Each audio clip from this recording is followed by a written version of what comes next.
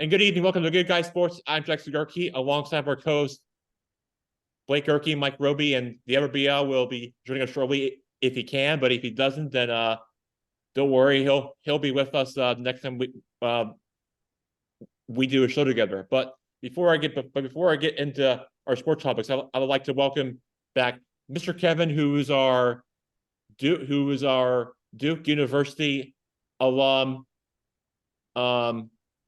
for athletics and for the school, and I would just like to welcome back Mr. Kevin back to the program. Great to have you. And I would like to say, great to have you on. Great to have you back as our guest this week for Good Guy Sports. Thanks, Jackson. It's really a pleasure and an honor to be together with you and the rest of the crew, Blake and Uncle Mike. I'm looking forward to it. I know it's going to be a lot of fun for me. All right. Absolutely. Happy to have you. Let's get right to it. So, all right, let's start us off with some first college topics. Start off with we are going to start off with some college football. Then we'll get to followed by some professional football and then baseball after that. But we're going to begin with the Duke Blue Devils football team. And as we all know, in their last few games have came into mostly blowouts. Well, except for when they played Northwestern, which was a 34-14, which still counts as a blowout. But I watched the highlights of that Clemson Duke game on Labor Day night, and from what I saw, Clemson just had a couple of miscues whenever Duke held them to a field goal, and then they resulted in like blocking them for a couple of times, and then Clemson just couldn't get the quarterback off his hands quickly, and which resulted their position running backs or receivers just couldn't. They really weren't really that open. It was like in tight coverage, and that was really what resulted Clemson to really turn the ball over. So that's part of the problem. The other thing was that Duke was just being aggressive on those like critical plays, and they actually went for two in one of the possessions and that they were in. That's part of why they played for the points, and then after that, just Duke what they did was just they run out the clock and keep the ball and make them stay on the field as longer as they can, which resulted Clemson to be on the sideline most of the time, and that resulted to why Clemson just wasn't typical Clemson like it usually is for the last few years. And and I had my friend from high school to talk about this, and he said that he went to give him credit, which is exactly what he did. And I just think that Clemson was just unexpectedly, nobody saw this coming. They were off to their terrible start, and that's how the games were won and lost. And I think that Clemson just unexpectedly is not in a position that anybody thought they were going to be. And starting off 0-1, nobody even thought that was going to be happening. But at least at least Duke found a way, and they and then the crowd would just storm the field. It was just crazy. It was everyone was going, wow, that Wells Fargo Stadium. It was crazy, but the fans don't even believe it, and that's how that game ended. And if you're a Clemson Tigers fan, you just hate to see this happening, and your team's off to an 0-1 start, and there's nothing else to really add. But terrible start from Clemson, but a great win for Duke, and that's all I got to say. And I want to turn to Yeah, I tell me think he how this and you tell me your thoughts on this game as I turn to you guys. But your thoughts on this game and what do you think of that game that happened on Labor Day night? Well, let me just start by saying that I know it made all you South Carolina fans real happy to see Clemson go down. That's for sure.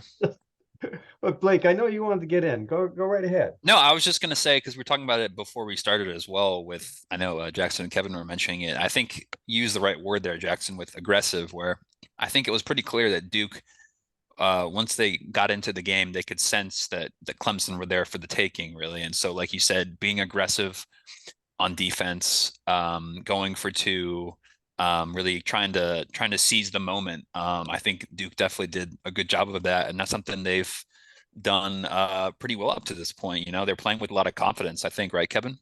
Yeah, I would say so. Yeah, they are, and the while a lot of times we look only at we emphasize the offense. The fact is that Mike Elko came along as a defensive coach for a lot of years.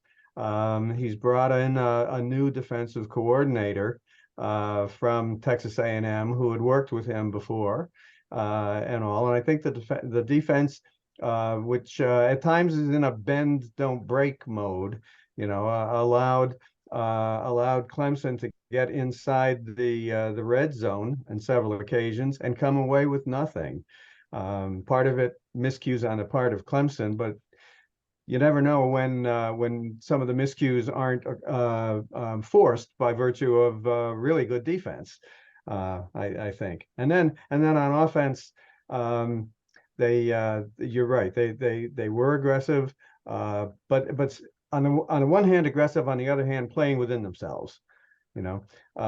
Satisfied with short passes and very much interested. And this has been a theme, I think, through the first three games, establishing a running game.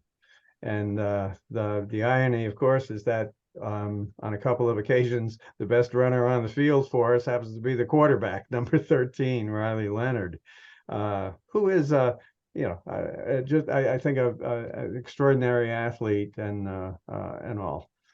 I just saw something that on CBS Sports that indicated that perhaps these early prognostications, perhaps the Seahawks will wait around and get Riley Leonard. He's the kind of quarterback they could use and Wow. and all. So interesting. Yeah, I've certainly been impressed with this play up to this point. I think, like you said, I think the thing that's impressing a lot of people is his ability to use his legs. And I know in the game last week versus Northwestern, there was multiple occasions where he could have easily taken a sack, but he used his maneuverability to avoid the sack and really read the pocket well. So I've been very impressed with Leonard so far. And I think also in the game last weekend versus Northwestern, similar to what we're saying versus Clemson, the defense really suffocated that Northwestern offense. Watching that game, Northwestern was really struggling to get the ball downfield, particularly in the first half. So honestly, I think 38-14 scoreline flatters Northwestern, to be honest, because they were not able to move the ball at all against that Duke defense. That's a good point, Blake, and you're right. I mean, just trying to objectify it and all. The second touchdown came with a minute and a half left. Third string defenders in. Not that Northwestern had its first team in either, but it was essentially, I'd say, when it counted, we held them to 7 points. And it even though they've had granted an enormous amount of difficulty this summer at Northwestern, fact is they're still a Big Ten team, and we handled them pretty well. Mike, you may remember back in the days when we used to talk about a runner being shifty. Mm-hmm. And I don't know that it's used much anymore, but it seems to me Riley Leonard is a shifty runner. I mean, he has some speed when he gets going, but he has some moves to get himself open. And I think, and Blake, as you were saying, times when you think this guy's going to take a sack, and he doesn't. 97 yards rushing for the quarterback's pretty good. That's you bet. Yeah, you bet. And it's fun to see a quarterback breaking tackles going downfield. Yeah. Because again, you don't see that an awful lot. So that's been key. But so too have the running backs. Running backs have been good also. And there's one running back we haven't seen yet. He was injured preseason. He may play tomorrow. Coach Elko said if it had been necessary, they'd have played him against Northwestern, named Jalen Coleman. And they may, of course, hold him out for the big Notre Dame game, which comes up on the 30th. So I'll be interested to see what happens there up in Stores, up at UConn, in any case, on Saturday if they play him. That'll be fun to watch to see how this game turns out at a few weeks' time on Saturday night against the Fighting Irish. Should be a fun game to watch. Either way, if that player decides to play or not, should be very interesting.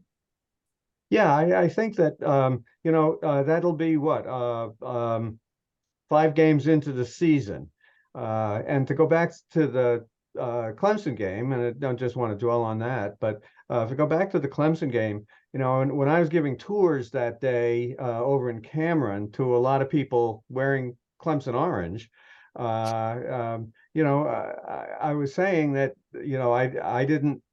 I certainly didn't anticipate that we were going to win the game. I hoped we could be competitive, but that on the other hand, we felt that maybe meeting them first game right out of the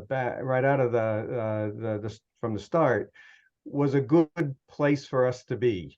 That it worked in our favor. That we had a chance to get at them early. And oh my goodness, Uncle Mike, that's Speaking of Cameron. Cameron Indoor Stadium at its best.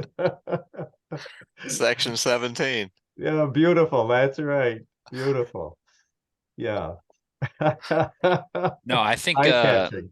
I totally agree with you, Kevin, and that the game was perfectly poised for Duke being able to get Clemson week 1. And I think also the setting of the game as well, being on a Monday night national TV night game.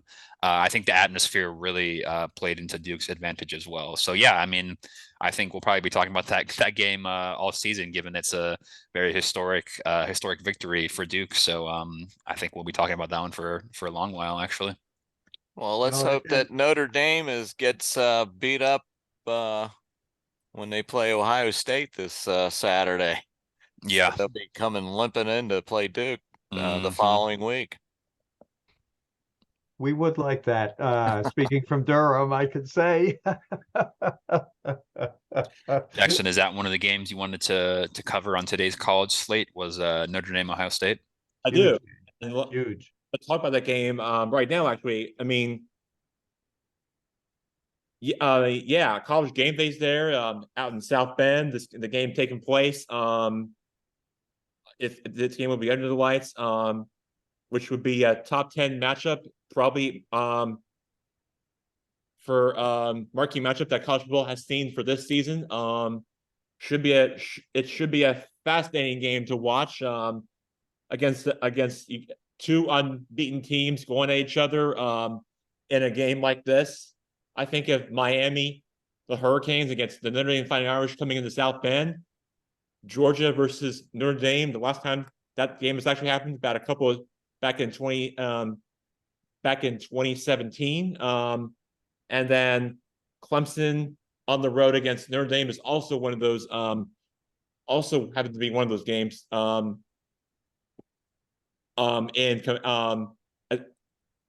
In comparison, so I feel like a game like this, Ohio State hasn't traveled to hasn't traveled to Notre Dame Stadium in the last 25 seasons. So this will be this will be some kind of game to watch. But I can't wait to see how this game unfolds and what this how this game turns out. It's going to be a 71-degree rainy day up there in South Bend, Indiana. So just want to point that So out. Jack, the game in Columbus, Notre Dame versus Ohio State, was that No, last- it's in South Bend. No, I mean the reverse fixture, the game in Columbus, was that last year or 2 years ago when they matched up? Oh, it was last year. So And Ohio State beat them pretty handily, right? Is that what you're saying? yes, they beat them by a couple of scores. Yeah, because I think yeah, I don't know. I think Notre Dame should be full of confidence this week, to be honest. I think the quarterback they brought in this year, Hartman, has looked pretty sharp. I know he had a good day here in Raleigh against NC State a few weeks ago. So yeah, let's see if I guess, you know, for us Duke fans' sake, we're hoping Ohio State definitely softens them up for us the following week. But yeah, it's tough back to back Ohio State and Duke. They probably didn't think they'd have to fear Duke as much as they did this year. But yeah, their schedule, Notre Dame's schedule, is pretty brutal, I guess, being an independent. But that should be. I have a feeling that game will come down to a last second play either way. I wouldn't be surprised if Ohio State steals it at the end and vice versa for the Fighting Irish. Should be a very interesting game to watch. Either way, although I will say that Notre Dame's coach actually grew up a Ohio State fan, and he actually is from Dayton, Ohio to be exact, and so I think there's going to be some roots for one another as they square off on Saturday night. Should be a very fascinating matchup between the two.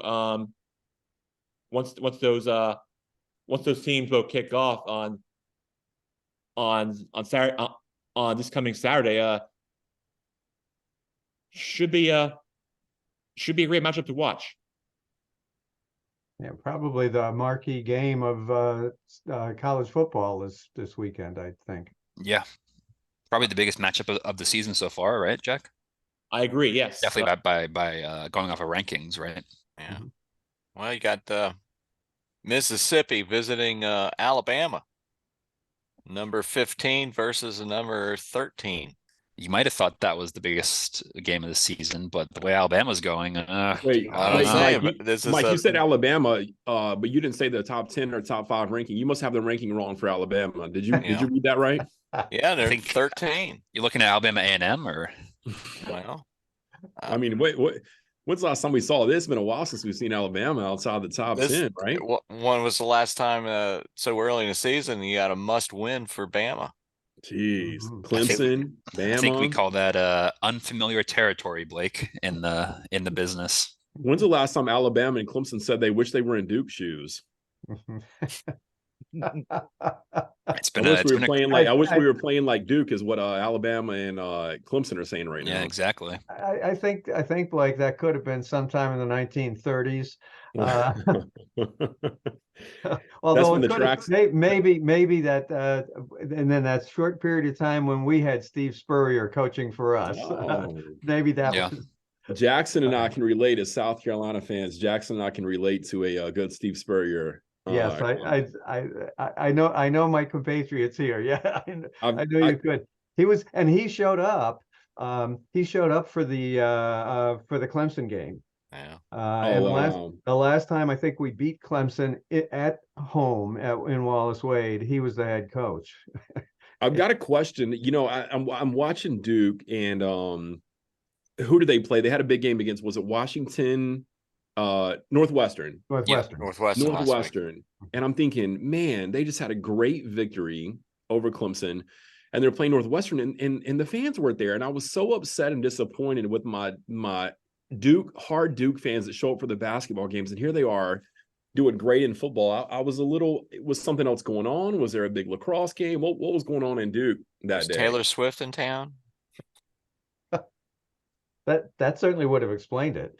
Yeah. But no, not that we were aware of in any case, and all.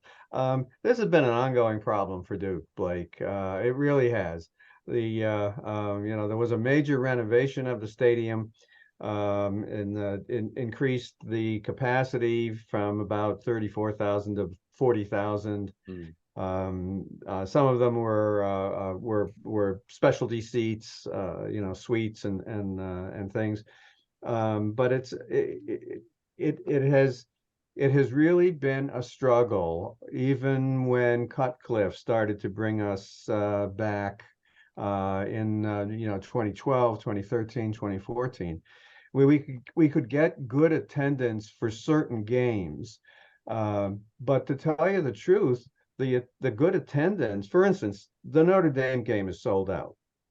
It's not often that we talk about a sellout a week and a half ahead of the game to be played. But in addition to that,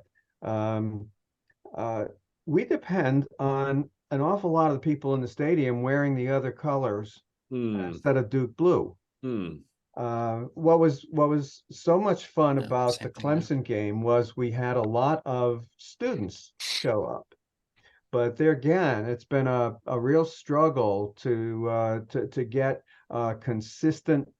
consistently good turnout from the students, even though, to tell you the truth, they have been trying to entice people to come to the games by giving out $100 to someone in the student section in the first quarter, $200 in the second, $300 in the third. Last year was $400 in the fourth. Now they've upped it to $1,000 in the fourth, in an effort to keep the students around into the fourth quarter. But it doesn't help, I must say, when you're thinking about that, Blake, that the side of the stadium that the TV cameras always show is the side that is always going to be least populated. It's in the sun. Most Duke season ticket holders like myself are on the other side with our backs to the sun. Change the cameras. And that's been a suggestion. Is there some way we could get the cameras to go to the other side of the stadium and look back and all? But the fact of the matter is that they listed the official attendance at 18,000 something, and I don't know, somebody online said, I was there, and believe me, there weren't 18,000 people that I was looking at. So there again, you know how it goes with attendance figures, right? As long as they can say we have an allocated something for a space, whether somebody's there to fill it or not, doesn't really matter. But it's been a lot of people who are Duke fans share your concern, but it's been ongoing for quite a while. And I mean, I understand if we're 0-3 and we're getting beat by, D1 AA teams. But when you're a top 20, I mean, I don't know, from the athletic standpoint and I don't know what else you can do. We're a top 25 team. We're playing fantastic. What else, they say willing cures everything, but apparently it doesn't cure the fans. It sounds like you guys are going to take a playbook out of North Dakota and just get a dome, put them in the shade, and just build a dome over it, right? Actually, I've heard that there are some Duke fans who have made that suggestion. Wow. And at least if we don't get a full dome, is there some way of providing a structure that will give shade to people on the other side and all? But there again, you still have to have people coming through the gates to sit in the chairs. It's true. And all. So Steve Spurrier was never happy with the South Carolina students leaving after a halftime to go tailgate in the parking lot and get your drinks. So you can drink after the game, guys. Come on. I mean, he would let it be known in press conferences multiple times. So he had the same problem in South Carolina. It wasn't just Duke. Oh, that's interesting. I did not know that. Oh, thanks, yeah. He would talk about it in press conferences. Yeah. Well, somebody said with respect to Steve that if and I don't know this will happen, but if they do game day for our game against Notre Dame. And I don't know how likely that is, since Notre Dame obviously is having game day this Saturday. But if they were to do that, wouldn't it be great if they had Steve Spurrier on? Because Steve Spurrier always just tells it like he's thinking it is. Oh. You know, The library jokes were fantastic. How about Steve Spurrier and maybe get Coach K on game day as well? oh my goodness. No, that would be a great twofer. No question. What do you think the location would be for game day? That issue has been raised. Chapel? In front of the chapel? Probably be in K-ville, right? Well, Oh, that's a good point. people have mentioned the possibility of the chapel. I don't know if we have any weddings scheduled that day. That would, it's still wedding season here. So that might get in the way. When they've done game day, they usually have gone into Cameron, but that's for basketball, of course. There is a possibility of using that plaza that now exists outside between Cameron and the football stadium. What they're doing right now, Blake, with the K-ville area is using it to try to again entice more students by having tailgating options for them there. Yeah, and all. But it does raise a great question, Blake, as to where they would locate if they do a game day from Duke. I think after Colorado and the background at Colorado, I'm not sure we can. I think we're only going downhill from here. I mean, that was probably the most beautiful game day background I think I've ever seen with the Rockies in the background. That was gorgeous. Exactly right. Exactly. Yeah, they have a big game this weekend, Jackson, Yep. right, versus Oregon. Oregon. Is that right? Oregon. They Yeah, are, Oregon State. which is in Eugene. So it's great to have Blake Lumberger on as always, even though we had our, even though he jumped into our conversation before we introduced him. It's all good. That's what matters. But at least everybody's on. That's what I wanted to get into. Jackson, sorry, I was too busy looking for the shirt you're wearing and I couldn't find one. So I just gave up on the search to try to buy a shirt like that. So now I'm here. I just spent 20 minutes Limited edition. to find it. Is this the one you're looking for right here? Yeah, that thing is awesome, man. That thing is awesome. Yeah. Shout out to Uncle Steve, who gave me this T-shirt on my birthday, and it's very special. Shout out Uncle Steve. And that's cool. That's a cool shirt. For me to have on our on my show today. Hey, I don't mean to hide. Oh, let's look at the back here. There you go. Repeat. That's great. Beautiful. You mentioned Colorado, and I just have a thought for you guys who are regulars and all. Maybe on one show, all of you show up like this. Right? That's a great idea. I'll tell you what, I was talking to people about that blender. I think maybe Dion spilled the beans and said $1 million, but it was the best $1 million ever spent because he wore them, and then every picture, and then The Rock put them on. And I mean, that was the best marketing money I think that's ever been spent in any company's history. So good for blenders. Yeah, they got it going out there in Colorado for sure. Yeah, it'll be interesting to see how long they can keep that going. They got some tough games coming up, like Oregon and USC. So I don't know.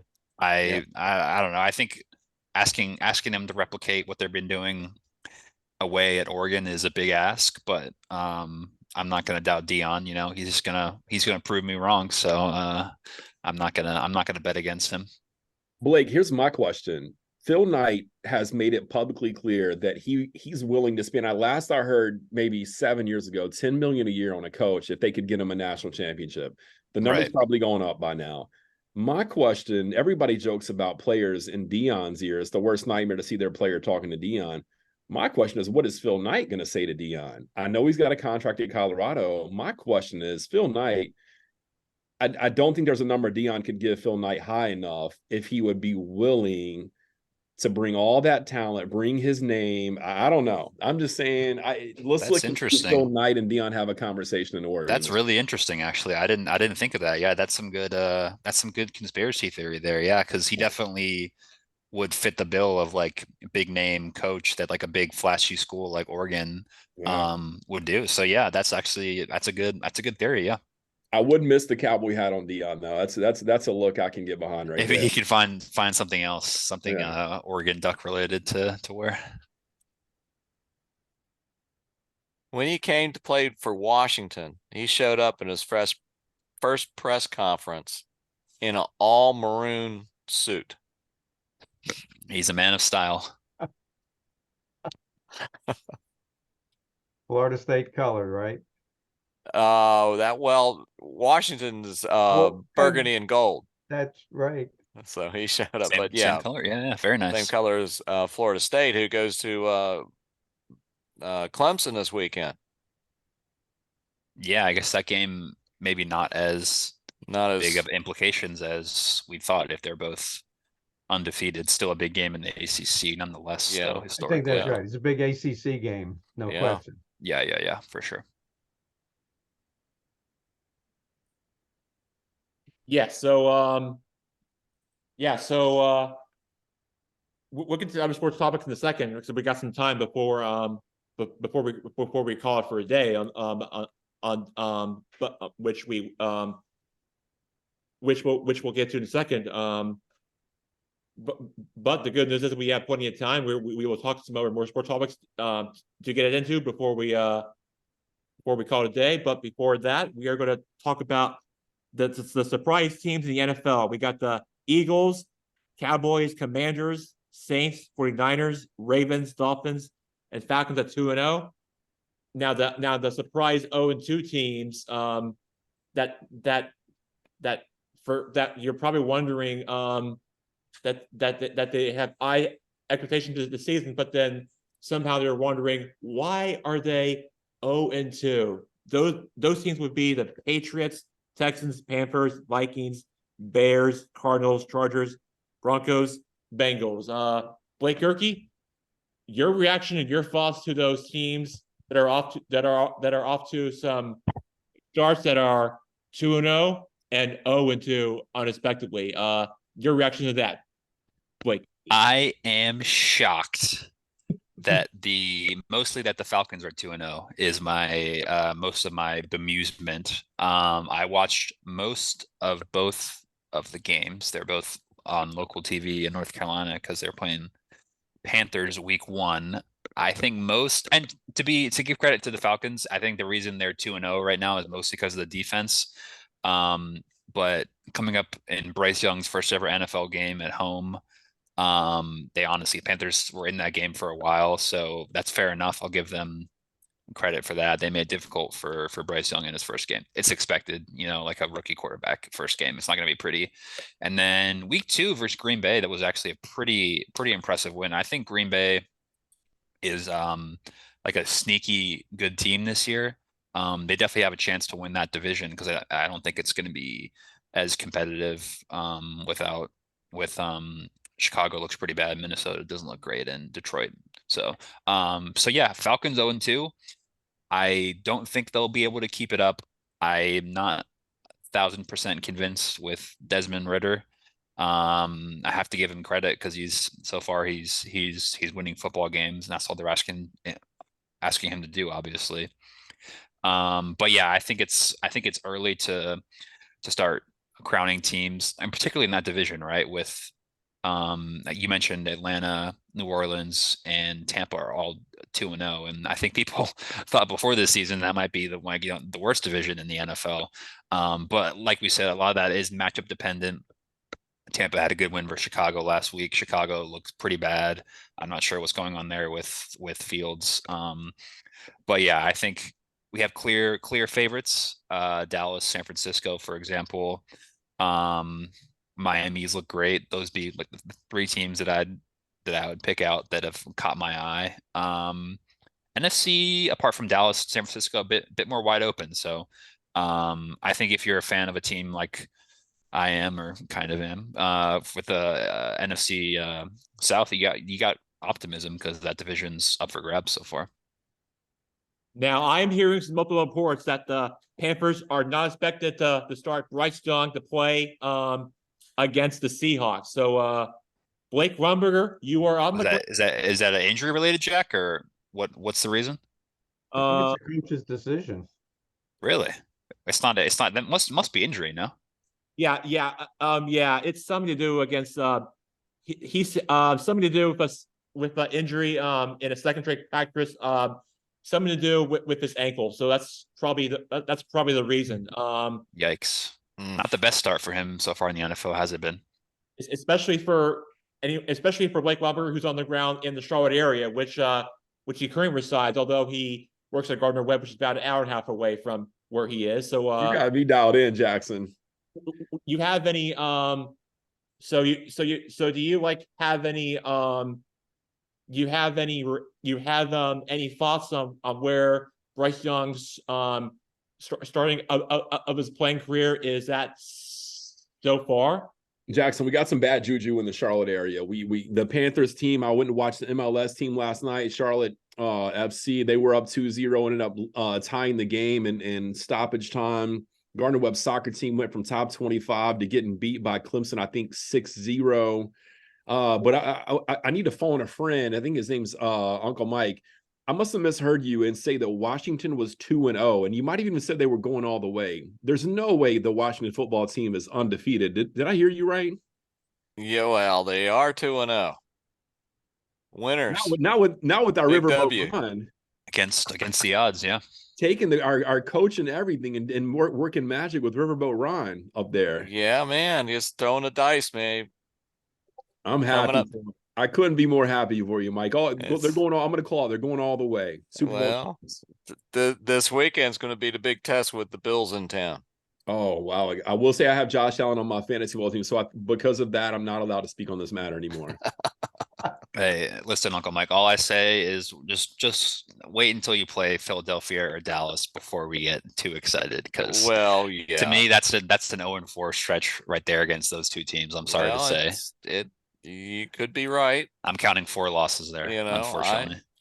I am just glad that the House bill made it out of committee to give the District of Columbia 99 more years lease at for the RFK site, so that we can bring the football team back into the district and rebuild a stadium.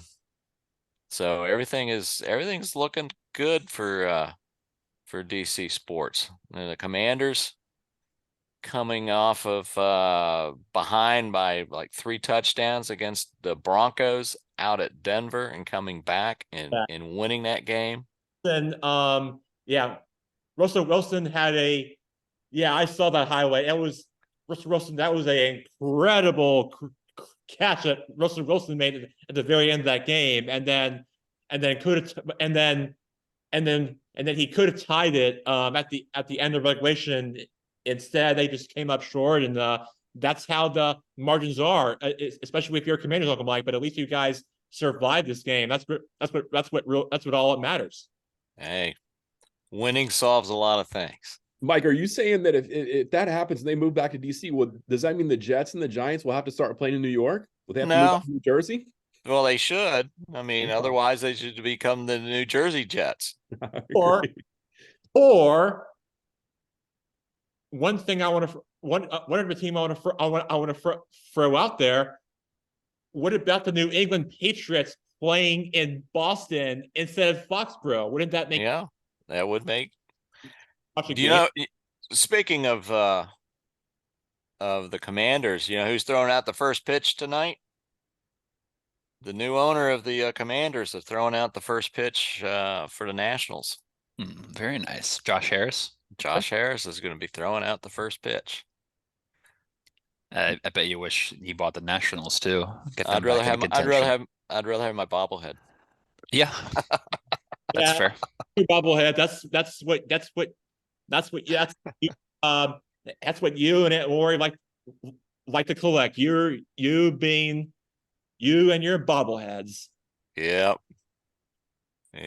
But yeah, no, the Commanders they're gonna be up there. I think Cowboys are the big surprise in the NFC East. You're surprised? Yeah, I guess I'm surprised by how dominant their defense has been. I mean, their defense and their offense is right up there too. But we'll see. It's gonna be a long season. But All I can say is anything can happen. Anything can happen, and only time will tell. Those are my final thoughts right there from what Yeah. unbelievably can happen. But to I was saying, Uncle Mike, to your point, the New England Patriots also being a team that's outside of its own metro Yeah. area for their team. Yeah, I agree. I feel like they should be moving their team Yeah. to Boston than just rather being in Foxborough, even though it's Yeah. that old, which is located like which is not far from the border of Rhode Island from how I see it from their standpoints. But I feel like but I feel like the team would be a lot better if they were in the south side of Boston, just like in Foxborough, Yeah. just as suggesting. Well, the Cowboys don't play in Dallas. Right, They right. play in Arlington, Texas. And the 49ers play in Santa Clara, so I get the Yeah. of how stadiums are not their own city. It's difficult. You need a lot of land for NFL stadium, fellas. It's not Oh, I know. they're not growing city land Oh, I on know. trees, are they? No, I'm just saying, just from the local person, the Washington football team needs to be back in the Yeah. district. No, yeah, I agree. I think What's the NFL Compton team? Is it the Compton Raiders? Who's plays in Compton? The Compton Chargers? well, yeah, the new LA stadium is in Inglewood, I believe. Inglewood, Yeah. that's what it is. Inglewood Yeah, Chargers. and you got the That's where Rams and the SoFi. So they're in Rams the and the same Chargers Okay, stadium. the Yeah. Inglewood both Rams. play there. I like the ring to it. Yeah. Yeah, you're thinking of Inglewood, California, by the way, not Compton. What are the big matchups in the NFL this weekend? We should keep an eye on, Jack. Well, the one game I have my eye on, other than the Bills Commanders, let's just let's just not talk about that one right now. But the one game I have my eye on is on Monday Night Football between the Eagles and the Buccaneers. A doubleheader between games on Monday Night Football, but the Eagles Buccaneers game is my one game I have my eye on where you have two teams where you have two teams who are unbeaten heading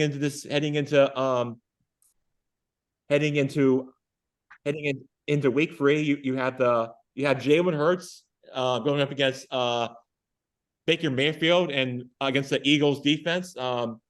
That's one game that is one game I have circled on for week 3. Where I hear it's very fascinating, and the line is at Philly, but this could be one of those games that to see who goes on to win. That game kicking off at 7-15, and nobody saw the Bucks. Well, first of all, we thought the Bucks were going to go 0-2 or 1-1. Well, surprisingly, like I said earlier on my show, Bucks are 2-0. Nobody saw this coming. They thought the Saints were going to be 2-0. No, they're all tied up with the Saints, Falcons in the NFC South, like Blake said, and now the Bucks are 2-0 against the unbeaten Eagles at that game taking place at Raymond James Stadium down in Tampa Bay, and also that's the same stadium where the Alabama South Florida game took place. That's where the South Florida Bulls play their home games at. But the Bucks will play on Monday Night Football against the Eagles, and that's the one game I have circled. But also, the other game I have circled on is the Steelers-Raiders game on Sunday Night Football, where I hear it's a classic matchup between those two teams, and a great rivalry probably in the NFL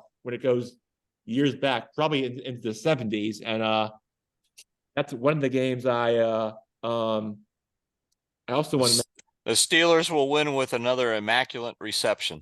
I like it. And then, but other than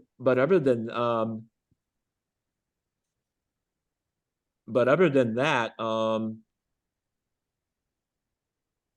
How about the Jets and Patriots? Yeah, the Patriots Jets. I mean, if the Patriots dropped that one, Yeah, they dropped they dropped they dropped another loss last week on Sunday Football against the Dolphins at home. So now this is going to be so now heading into this one against the Jets. That one I find unwatchable for me because Aaron Rodgers is not playing. The Patriots are 0-2. They have Mac Jones, despite they don't have Tom Brady anymore. But now the Jets are 1-1, and they have Sauce Gardner, but they don't have Aaron Rodgers, and Aaron Rodgers may call it a career, but I won't say that yet. But the Jets are just I just don't think they're not the same team if they have a different quarterback other than Aaron Rodgers, and that's why this game just makes it out for me. Jets still have an awesome defense. Well, that's true, led by Sauce Gardner and others. And I think I probably picked the Jets in that one, to be honest, for the reason Mike just said, the defense. Yeah, I wouldn't playing at home. Wouldn't shock me if the Jets win, get a good win there versus the Pats. Yeah, wouldn't shock me at all. Yeah, and then also, I don't know if you guys are ever paying attention to this one, but especially this game actually applies to Blake Lumber, even though Bryce Young's just not playing this one, which is unlikely. The Panthers at the Seahawks at a 4:05 start. The line's at a 65.5. He is going up. The Panthers are going up against Geno Smith and the Seahawks, where they had a great game in an overtime thriller against the Lions, where he had two teams that didn't turn the ball over against Jared Goff, and those teams just played great. But heading into this week against the Seahawks, I don't know if I would give the Panthers a chance without Bryce Young in their roster, because you're going up against the loudest stadium in the NFL, crowd noise involved, one of the top loud stadiums in the NFL, going in Lumen Field in the Pacific Northwest at Seattle, tough environment. The Seahawks will probably win this one, and I'm not giving the Panthers a chance heading into this one. So I'm going to put the Seahawks on the money for this one. Jackson, once again, I'm not at liberty to say I took Blake's advice in fantasy football. I drafted 3 quarterbacks, one of those being Geno Smith. So I'm not at liberty to say. Just let me get a quick clarification. Is the Chiefs Stadium still the loudest, hold the record for the loudest stadium? Is that right, guys? Arrowhead? I think it's right there with Lumen Field. Which one is that? Where is that? Seattle. Okay. I think those are definitely the 2 loudest in the NFL from what I've read. I wonder what college. Who holds the crown for college? What do you think, Kevin? Oh, I'm there's so many different possibilities. I would probably something out of the SEC or the big. How many in the big, whatever it is now? 18. Big 18. Hard to keep track. I knew that was coming. I think people always say LSU has the loudest stadium. Night game. Yeah. You can probably toss Michigan and Ohio State in there as well. Big Tennessee's Alabama and big, Georgia, right? Tennessee. Yeah, take your pick in the Texas SEC. with the 12th man, they get pretty loud. What is the Michigan? Is it in that 101,001? Is that the seating there? Yeah, I think it's the biggest in college, right? Biggest stadium in college football. It's right up there. And Rose Bowl seats 100,000. Yeah.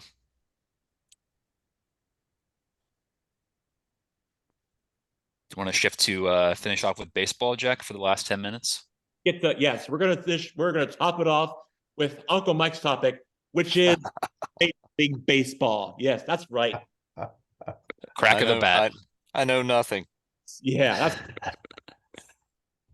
that's right. But Blake's Rays are in the playoffs. They made the postseason.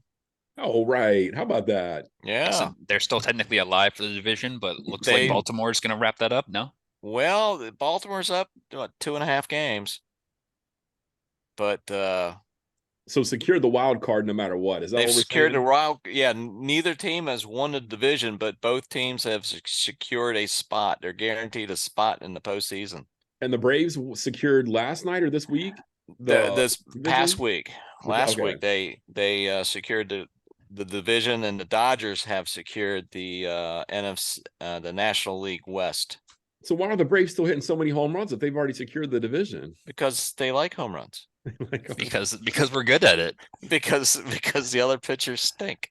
I think we're still on pace for a major league record, I believe, for home runs. We'll see. Probably so. I mean, you got Acuna at 39 home runs and 67 stolen bases.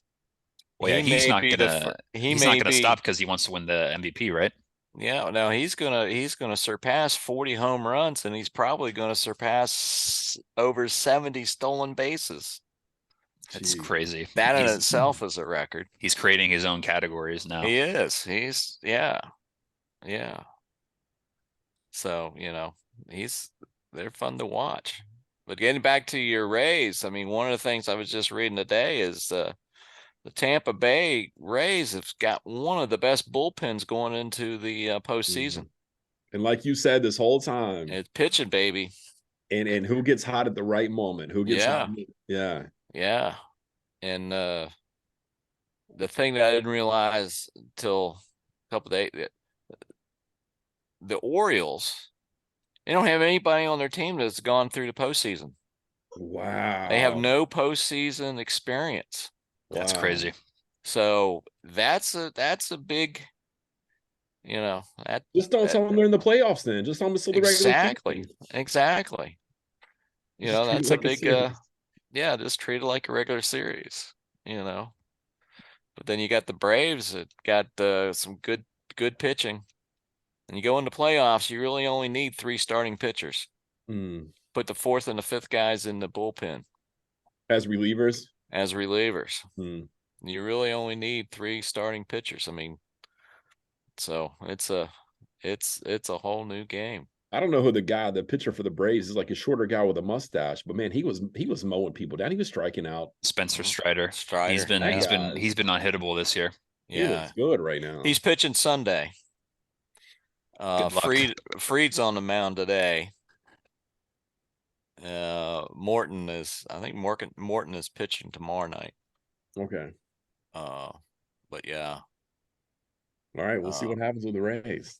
Did you catch the end of the Phillies Braves game the other day? The extra innings one? Yeah. When they went into extra innings, was it the left fielder for the Phillies ended up catching a foul ball, and the runner at third tried to score. Oh, that's right. Yeah, that was pretty. That was pretty. Threw wacky. him out. I was like, man. I think it was the right fielder, but the play at the plate was amazing, wasn't it? Yeah, it was. All the commentators were just like, "Don't catch it! Don't catch it!" And he caught it, and then so that was an awesome play. It's a funny old game, isn't it? Yeah, it is.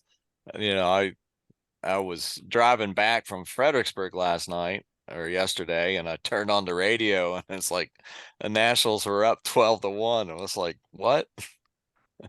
We're never up 12-1. We ended up winning the game 13-3 against the White Sox. So there you go. That's it. We'll probably get swept this weekend, but you never know what's how things are going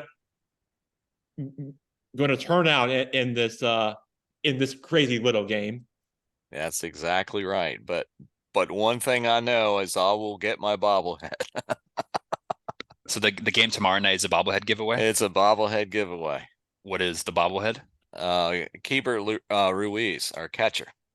Okay, nice. His very first bobblehead. Love that. You've mentioned this several times now, giving me a whole new concept of what I ought to say to the Duke Athletic Department if they want to increase attendance. Oh, absolutely. Bobbleheads. Bobblehead day. Absolutely. Bobblehead day. Oh, yeah. That's the best giveaway in the series. Here, I'll show you one. I've got a lot of Braves bobbleheads too, just sitting here on my so we used to go to the giveaways as well. Can you match this, Uncle Mike? Dale Murphy bobblehead? Can you match this? No, I cannot. I don't have a customized one, so I can't even come close to that. This is what my staff gave me when I retired. That's incredible. Was my own bobblehead. That's awesome. It was Yeah, nobody can top that. Beautiful. It was they had Star Wars night last year, and one of our relief pitchers, Sean Doolittle, was dressed up as a Jedi, and they modeled that after that. So that was quite a surprise when they presented that to me. It's just kind of merging everything that I like together. That's great. Anything you want to mention for MLB, Jackson, before we go, or should we just wrap things up? I do want to, yes, I just want to throw out one more thing before we call it out. Blake, Gerke, I know that I'm going to be with you on my birthday this weekend, even though we're going to be together with our family, and I can't wait to see you this weekend. We're going to have a lot of fun together. But besides all that, before we get ourselves out here, before we get a shout out to my brother, I'd like to just point out that if it's not going to happen, but let's say if the Green family ever goes to Nationals ballpark against the Braves, and if we were to travel by train or by car on the way up here, we would probably be surrounded by a bunch of Braves fans, no matter what section or in Uncle Mike's sitting, because I'm pretty sure there are going to be a bunch of Braves fans loud and cheering them on, no matter in the ballpark, no matter what section we're sitting at. That's all I got to say. And there'll be a bunch of Braves fans all over the place if we were up there. That's all I got. That's what half the stadium will be Braves fans, Jackson. That's always the case. Kevin was mentioning earlier about Duke, and then a lot of the fans are for the other team. Well, that's Nationals baseball. We're kind of used to it, particularly since Washington is a very transient town, and most people who live in DC did not grow up in this area, and so they have favorite teams when they were growing up from other cities, and so they when their favorite team is in town, they'll come up and they'll show up and they'll wear and cheering for the other team. But I grew up in this area, so I'm a homer. Yeah, well, that's why I go for Washington sports. And for us, we cheer for the Braves, and they are a example, and I think that's really what plays a part of it. For what you just said, the opposing team just coming to the ballpark to cheer on for your the team that you root against, and that's what really sports should be, and that's what like you said, the Nationals ballpark always has been ever since when this all got started. But you're right, the opposing team does always have a crowd that shows up to Nationals Park. Well, it keeps the team in town, so that's fine. And the Nationals are a lot of people's second favorite team, so I'll take that. I agree. I can take that with you. We can take that any day. That's what really good guys sports should be all about. Jackson, before I go with Kevin on here, and we got a big game in 2 weeks. We're going to roll over the next one, and we're going to move on.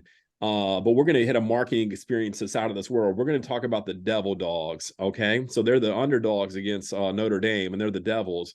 And after the soccer show that everybody loves so much, they have the Devil Dogs on the soccer show. That's their little group. So I think we get a little promotion called the Devil Dogs, and maybe get him to come out to the game as well, and let's show up and show out at the Blue Devils in a few weeks with the Devil Dogs.